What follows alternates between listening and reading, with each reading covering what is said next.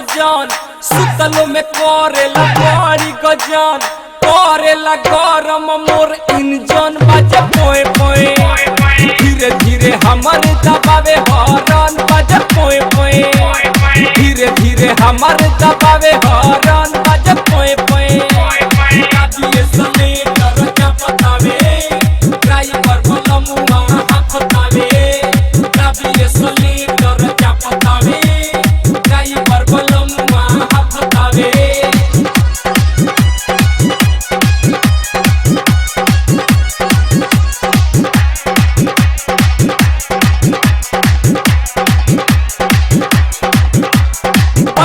के सीट पर करेला भजन हमारा तला गेला बड़ी हो ओजन करेला गरम मोर इंजन बाजे पोए पोए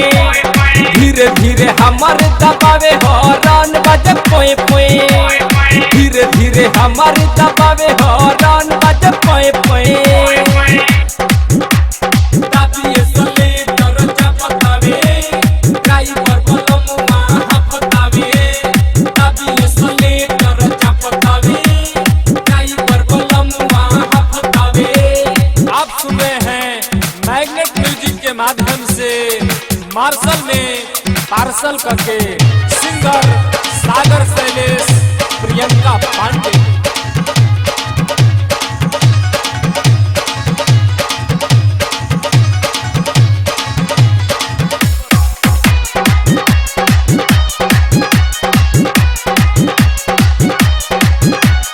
टंकी के हमारा खोल ढक्कन निक नहीं लागेला तनिको रहन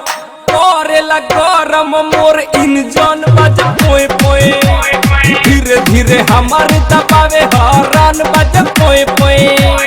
धीरे धीरे हमार दबावे हॉर्न बाजे पोए पोए दाबिए सले दरजा बतावे ड्राइवर बोलमुआ हाफतावे दाबिए सले दरजा बतावे ड्राइवर बोलमुआ हाफतावे।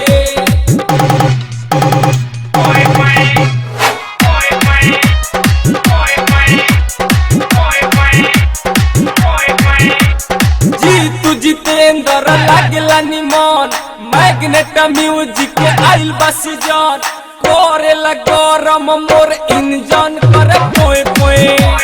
सागर शैलेश के इहे बात मन बाजे पोए पोए सागर शैलेश के इहे बात मन बाजे पोए पोए।